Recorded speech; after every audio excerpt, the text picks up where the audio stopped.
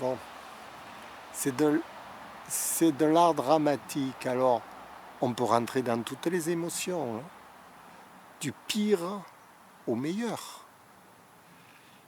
Mais comment on va faire pour mettre en place cette émotion?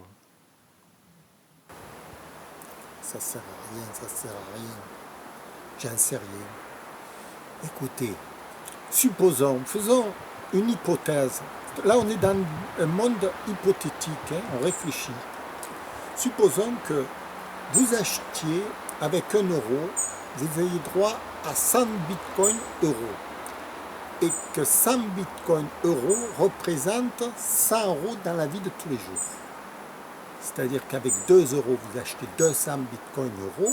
Avec 10 euros, vous achetez 1000 euros bitcoin. Mais avec 1000 euros bitcoin, vous pouvez demander des services à quelqu'un pour 1000 euros, comme si c'était 1000 euros réels. Alors, par exemple, si vous voulez faire des cours avec Philou Dengo, par exemple, Philou Dengo, il va vous demander, disons, des cours normaux. Normalement, un cours normal, c'est, disons, 10 euros de l'heure. Hein, on va dire un truc standard. Bon, disons, vous allez venir, disons, par mois, vous allez avoir un abonnement de 50 euros pour être au cours de Philou Dengo. Bon, ça, c'est dans la vraie monnaie normale. Maintenant, si je vous fais payer, en bitcoin euros, ça ne vous reviendra que 5 euros au lieu de 50 euros, 10 fois moins. Et vous aurez le même service. On va obéir à une mise en scène, on va obéir à un scénario dramatique, et ensuite l'acteur, il va avoir un scénario dynamique.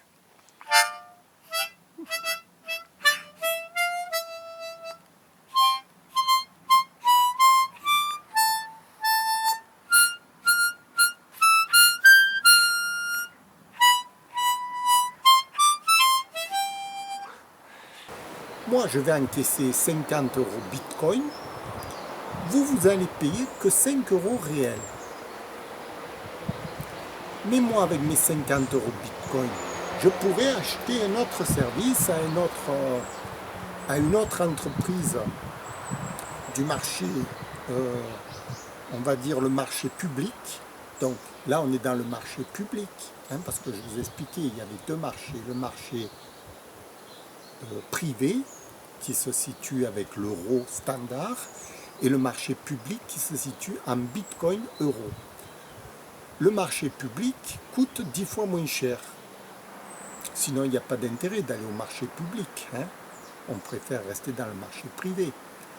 Mais vous ne pouvez travailler que dans le marché public, avec l'argent du marché public. C'est-à-dire que si vous voulez, par exemple, avec des bitcoins euros, aller chez un privé, il ne va pas les accepter, les bitcoins euros. Parce que lui, il travaille dans le privé.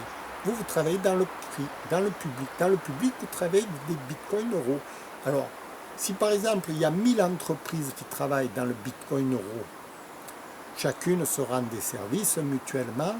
Moi, par exemple, vous êtes mes clients, bon, je vous donne des cours d'art dramatique pour 50 euros bitcoin. En vérité, ça ne vous coûte que 5 euros normalement. Vous allez les dépenser, les 5 euros. Mais vous allez avoir pour 50 euros bitcoin de travail. Moi, je vais vous donner pour 50 euros bitcoin de travail. Je vais encaisser, par exemple, vous me donnez 50 euros bitcoin. Et ensuite, moi, je pourrais vous acheter dans votre entreprise pour 50 euros bitcoin de marchandises, pas de marchandises, de services. Pour l'instant, on est dans les services. Hein, dans ce système privé, on va se cantonner dans les services. Parce que les services n'obéissent pas à la loi du marché standard. Comme la marchandise. Les marchandises, elles sont régulées par le mouvement international des monnaies, etc. Ce qui est normal, hein, il n'y a pas de loi, il n'y a pas de mal à ça. Mais nous, on va créer un marché parallèle, un marché public. Je confonds tout. Alors, tout ça c'est de la science de l'esprit, parce que tout vient de l'imaginaire. Et pour ne pas se perdre dans cet océan d'infinité, l'imaginaire est infini, il est aussi grand que l'univers. Avec notre imaginaire, on va jusqu'aux confins de la matière. Donc, pour ne pas se perdre dans ce monde absolument gigantesque de l'imagination, on peut tomber dans les abîmes de l'océan, aussi bien que dans la Lune. Il faut pouvoir diriger son imaginaire, pouvoir comprendre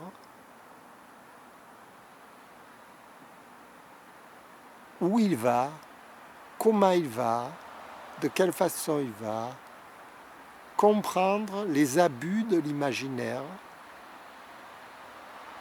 comprendre le fonctionnement de l'imaginaire, tout simplement. Dans ce marché public, ça vous coûtera 10 fois moins cher que si vous étiez dans le marché privé. L'avantage, c'est de faire travailler des gens comme moi, par exemple, qui n'avons pas de travail. Dans le marché privé, personne ne m'embauche. Actuellement, je suis au chômage, je suis au repos, quoi. Personne ne veut miser sur moi 50 € du mois. Bon, il faut que je fasse de la pub, il faut que je fasse plein de trucs. Ça me coûte des yeux de la tête et ça ne rapporte rien. Mais dans le marché public, ça ne serait pas pareil. Dans le marché public, j'aurai automatiquement énormément de débouchés. Pourquoi? Parce que les gens vont payer 10 fois moins cher pour le même service qu'ils auraient dans le privé.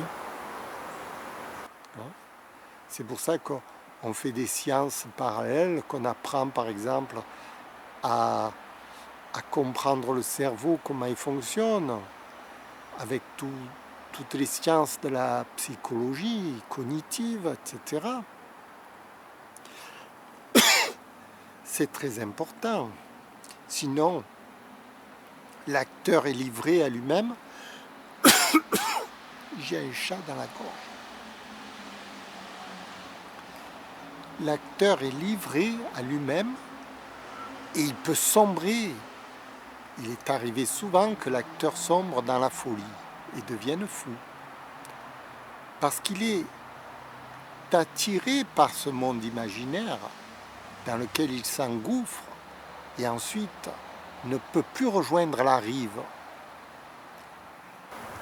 Et si par exemple il y a des plombiers qui veulent faire de la plomberie, etc., la main-d'œuvre, je parle que de la main-d'œuvre, coûterait 10 fois moins cher dans le marché public que dans le marché privé.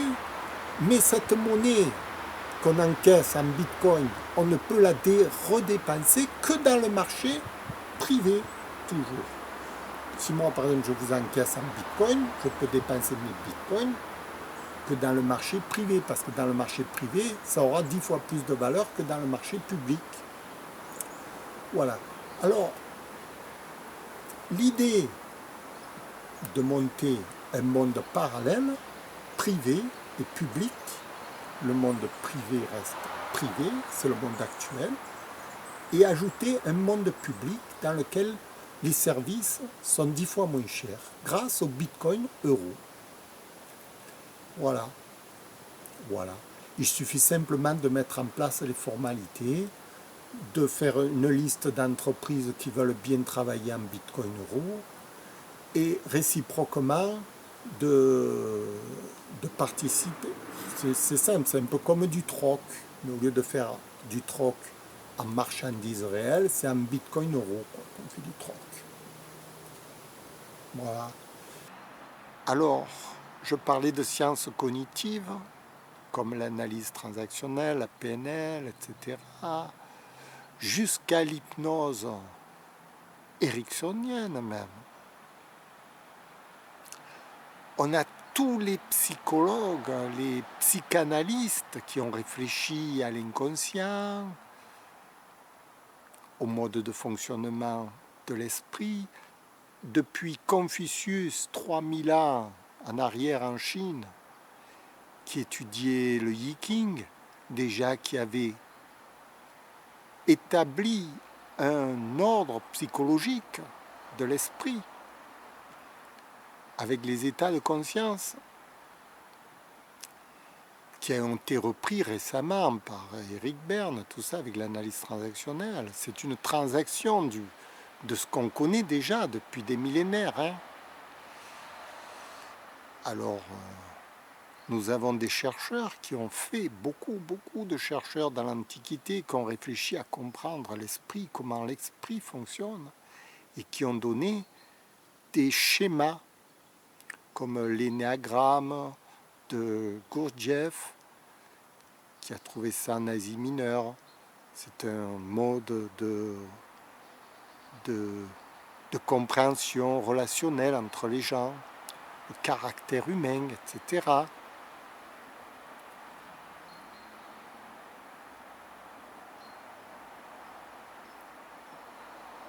Ça permettrait quoi? Ça permettrait de donner beaucoup de travail à ceux qui débutent, par exemple, qui n'ont pas de clientèle, qui peinent à se rentrer sur le marché privé, qui n'ont pas de débouchés, à plein de gens qui souffrent dans cette vie, qui souffrent parce qu'ils n'ont pas de travail. Bon, dans le marché public, vous pourriez donner toutes sortes de services et être rétribué en bitcoin. Alors, on peut mélanger. Par exemple, si vous êtes un plombier, vous faites une facture en bitcoin pour le service et vous faites une facture en euros normale pour la marchandise. Alors, je vous parle de tout ça parce que je vous parlais de l'art dramatique. L'art dramatique, c'est de mettre donc l'émotion du personnage en scène qui obéit à tous les paramètres de la psychologie.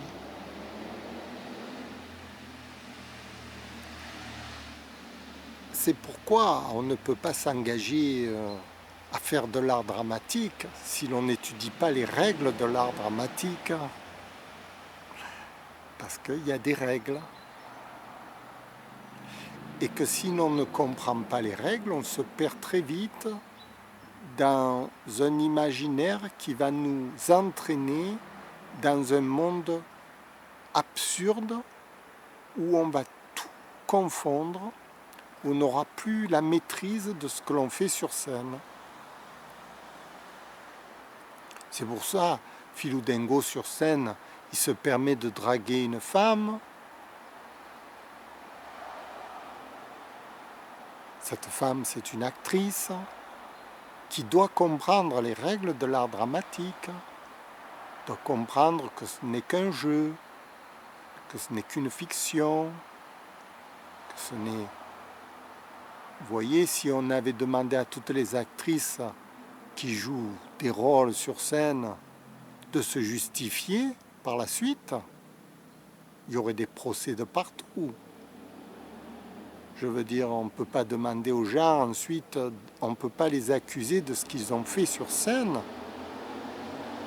Les gens qui jouent les bandits sur scène, alors après, on va les arrêter, on va leur dire « Monsieur, vous êtes un bandit, on va vous arrêter, on va vous mettre en prison, vous m'avez volé, vous m'avez fait ceci. » C'est de la fiction. La scène est une fiction. C'est pour ça que je vous explique depuis plusieurs cours que tout ce que vous voyez à la télé, c'est de la fiction. Ça obéit à des règles d'art dramatique. Voilà, en quelque sorte, vous pouvez, par exemple, quelqu'un qui veut faire rénover sa toiture, bon, il y a 30 000 € de main-d'œuvre et 30 000 € de marchandises. Les 30 000 € de marchandises sont réglés en euros privés et les 30 € de travaux sont réglés en bitcoin euros. Ce qui fait qu'au lieu de payer 30 000 €, il va payer que 3 000 €. La toiture, il aura en tout, au lieu de 60 000, en quelque sorte, il aura 33 000. Quand même. c'est un progrès énorme. Et le gars qui a encaissé les 3000 euros de Bitcoin, lui, il peut redonner, il peut refaire travailler quelqu'un, un autre corps et métier,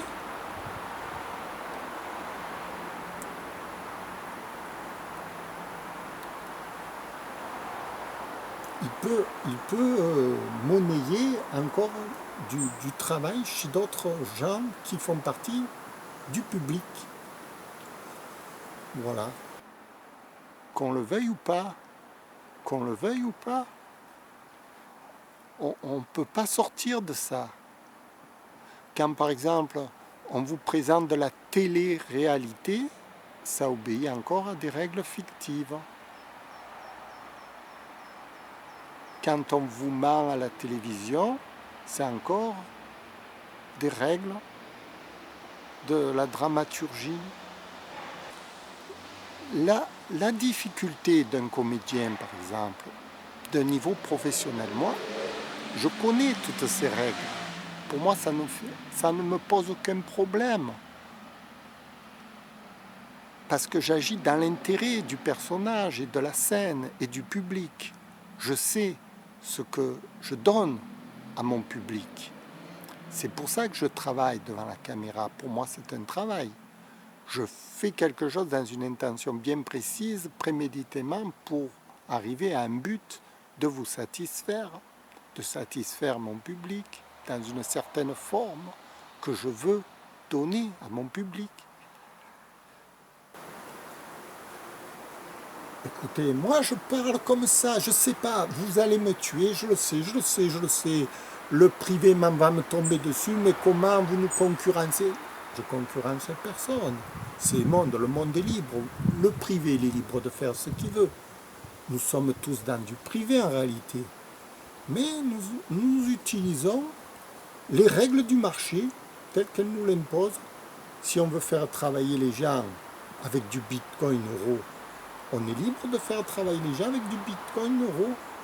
Il suffit simplement de se mettre d'accord. Les gens qui veulent travailler dans le public, bon, acceptent d'être rémunérés en euros, de leur plein gré, en Bitcoin euro, je veux dire, de leur plein gré, parce que ça va leur faire des capitaux pour acheter d'autres main-d'œuvre, des cours, pas mal de cours. Vous voyez, vous pouvez acheter de la main-d'œuvre, ça se monnaie aussi la main-d'œuvre.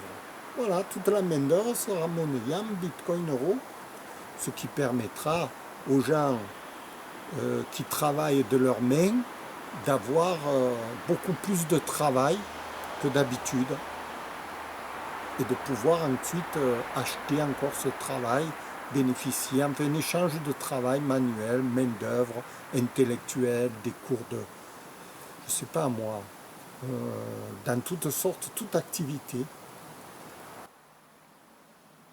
Si l'on n'est pas conscient de ce mécanisme,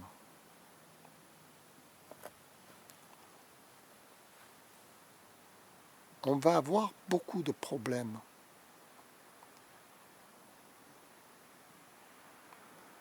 Beaucoup de problèmes. Parce qu'il va y avoir des plaintes. Vous allez vous plaindre de ce que je vous dis. Mes partenaires vont se plaindre de ce que je leur dis. Pierre-Paul va se plaindre. On est en perpétuel conflit. On va plus en finir. L'interprétation des mots, la scène, etc. On peut faire des procès à l'infini sur ce qu'on regarde à la télévision. Si on prend tout au premier degré, c'est pourquoi il faut bien apprendre à bien comprendre que ce que l'on voit à la télévision, ce n'est qu'une image fantasmée, idéologique, fausse du monde. Et que tous ceux qui s'évertuent en permanence à vous dire qu'à la télé, on vous raconte que de la vérité, sont des menteurs. À la télé, on ne dit jamais la réalité. On ne peut pas, parce que tout est faussé. On ne peut que vous dire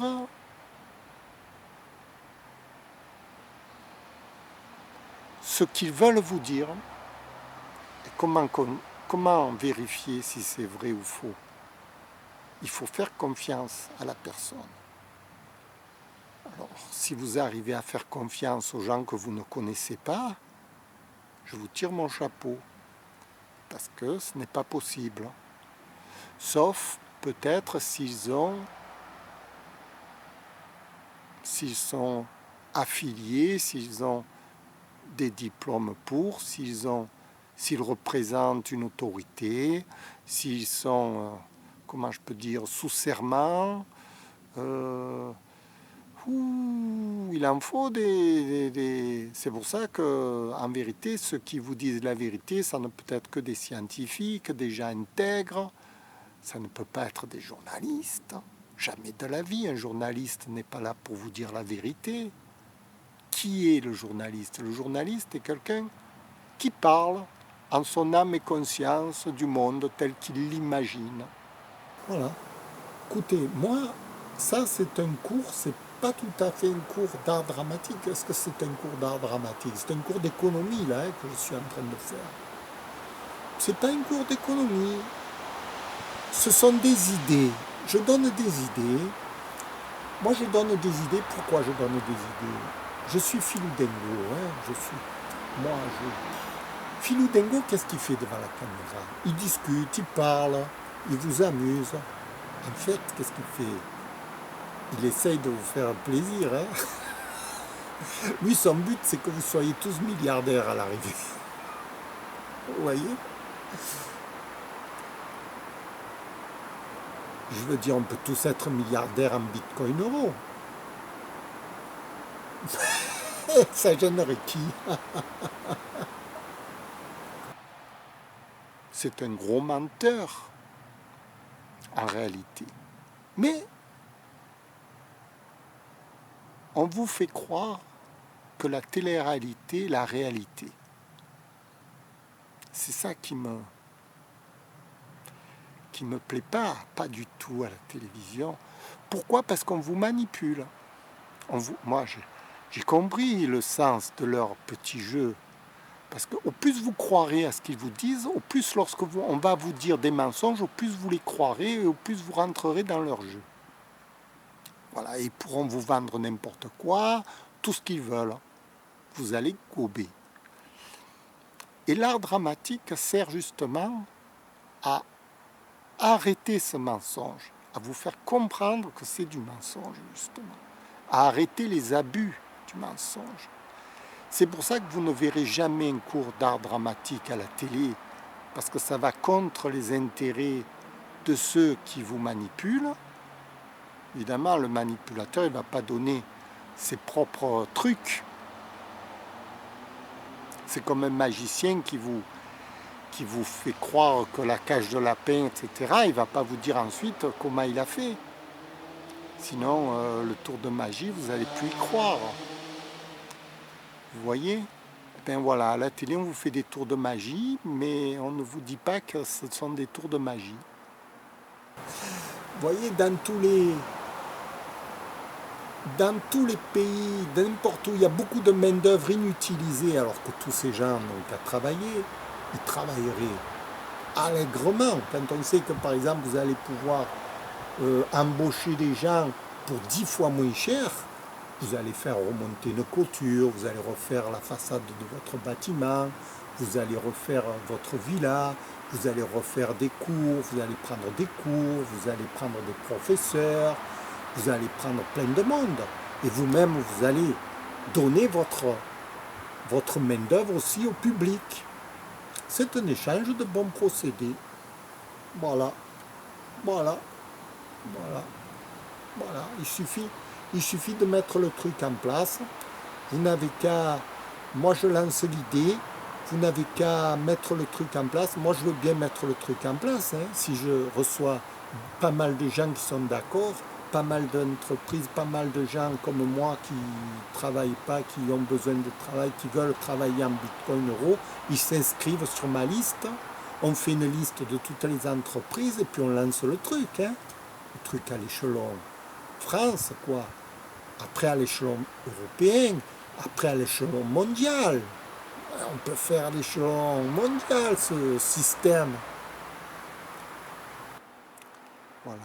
Et moi, étant donné que je suis révolté par ce système de mensonge public, qui pour moi est un crime, on fait réellement un crime contre l'humanité quand on ment aux gens à la télévision en leur disant que c'est vrai. Ce qu'on dit, hein, on n'a pas le droit de faire des choses comme ça. Donc, je m'insurge et j'ai créé ce cours d'art dramatique contre ça, justement, contre cette hypocrisie générale. Et je voudrais qu'à la télévision, on passe des gens comme moi qui enseignent que la télévision, justement, c'est un lieu de spectacle et que le spectacle n'est pas un lieu de réalité. C'est un lieu imaginaire où on imagine des choses. Voilà. Voilà. Ce qui fait qu'on serait déconnecté du monde privé.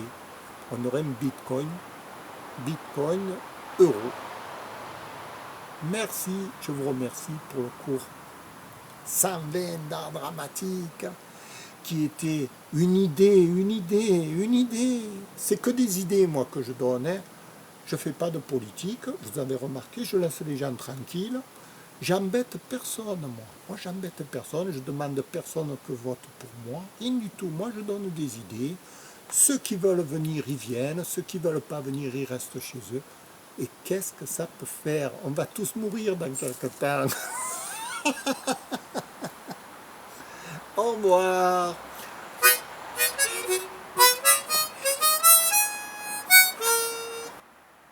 Si vous voulez, c'est le problème de l'information.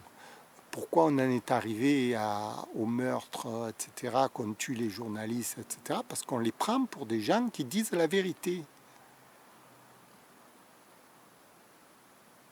On en arrive à cette folie. Voilà. On croit tout le monde à la télévision, alors que ce n'est que du mensonge pour vous manipuler.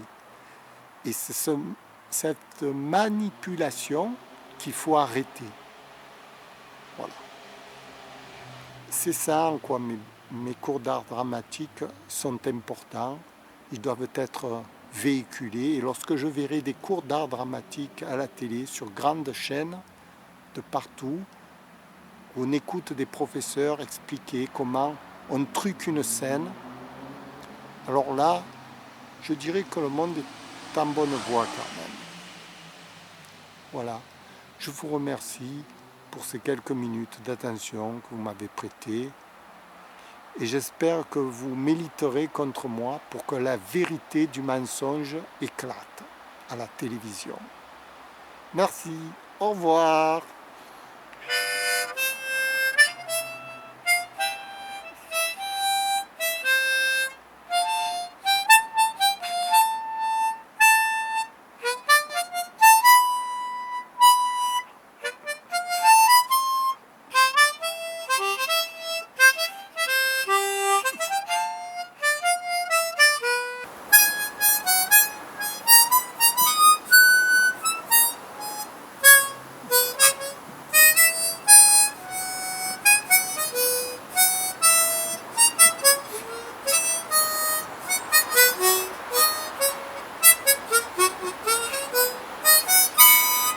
Merci, au revoir.